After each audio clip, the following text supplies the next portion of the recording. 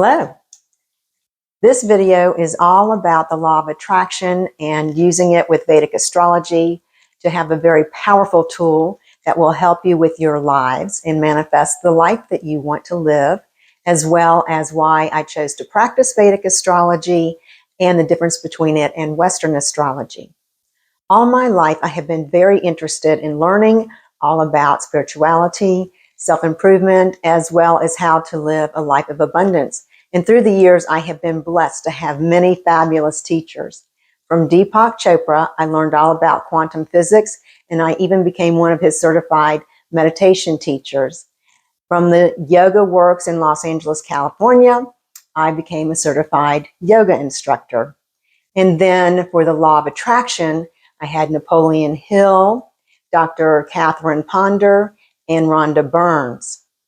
Then my most notable teacher for Vedic astrology is Joni Petrie and her University of Vedic Astrology, where I got my Master of Arts. Through the years, what I have learned is by combining all of these practices that I could live a impactful, successful, happy life.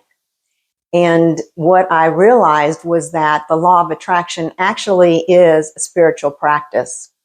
And so when I combine that with the Vedic astrology, it's amazing the results I got out of my life. And I've seen the same thing happen to people who practice the same practices. Now you're probably wondering why Vedic astrology or why astrology? Well, the reason is because the astrology gives you the insights into yourself. It lets you see what you are made up of. So if there's anything that's blocking you from living the life that you want to live and getting the most out of it, it can be addressed. We can look at it. The other thing is that Vedic astrology also lets you see what your karmic lessons are in this lifetime. Why do you want to learn about your karmic lessons? So you don't have to repeat them.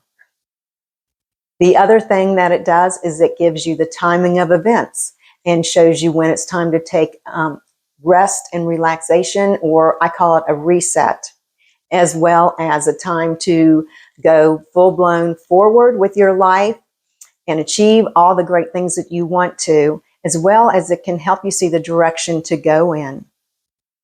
So all of this kind of information combined with the law of attraction, which actually sets your mind up so that you can receive the good in your life, you have an extremely powerful tool to be able to live an abundant, successful, and impactful life.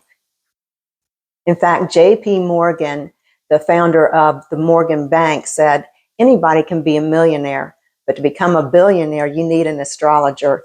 Back in the day, astrology was only available to the kings and people who are in positions of power, but now it's available to anybody. In fact, Nancy Reagan consulted an astrologer when President Reagan was in the office. I chose to practice Vedic astrology because I found it to be extremely accurate with its insights and its timing and predictions. And the reason for this is that it is a sidereal system of astrology. And what that means is that it looks at the actual placements of the planets and the stars in the zodiac sign. Most Western astrologers use the tropical system of astrology, and what that is a hypothetical position of the planets and the stars in the zodiac signs. And it's off by about roughly 24 degrees. In Vedic astrology, we look at the sun placement just as they do in Western astrology, but we are more focused in on the moon and the ascendant. The sun stays in the sign for roughly a month, but it's actually 30 days. So you get kind of a general idea of who you are and what you are made up of. The moon will change a sign every 2.5 days, so you're getting a more specific idea of what you're made out of. And then the ascendant changes a sign every 2.5 hours. So there you go. That is even more specific. Then the other thing that Vedic astrologers look at is called the nakshatras, or the houses of the moon. And we've divided the zodiac into 27 of those nakshatras, or houses of the moon. And each one of those has a different characteristic or element about it. So you get even more of a specific idea of what is really going on. So let me give you an example. Let's say that you think that you are a Capricorn because in Western astrology, your sun is placed in Capricorn. However, in Vedic astrology, your sun could actually be placed in Sagittarius. So I think you will agree that there is a big difference between Capricorn and Sagittarius. They're different personalities, they're different characteristics. And then let's say your moon is placed in, oh, I don't know, Aquarius. Let's say it's Aquarius. So now your moon is actually representative of your emotions and your feelings and how you think about things. So that's going to give you a whole nother level of interpretation and insight into who you are.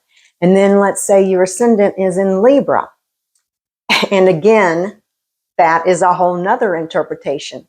Then you take the houses of the moon and the planets that are in those different houses of the moon, and you synthesize all this information together, and you have a really good picture of what makes you you. So now that you know what makes you you, you combine that with the timing of events and what direction to go in, and the law of attraction, which puts you in the right mindset to be able to attract all the good to you. And you have a very, very powerful tool to help you live your life the way you want to live it. You now have life that happens for you and not to you. So there you have it. Be sure to subscribe to my channel and hit all notifications so you don't miss out on any new videos. And visit me at my website, www.michellebond007.com. And while you're there, be sure to sign up for my free newsletter so you will always be informed, and book an appointment so that I can unveil the mysteries of your horoscope and life to you. Let's see what you're made up of. Again, that is www.michellebond007.com. Be inspired, be empowered. I will see you next time.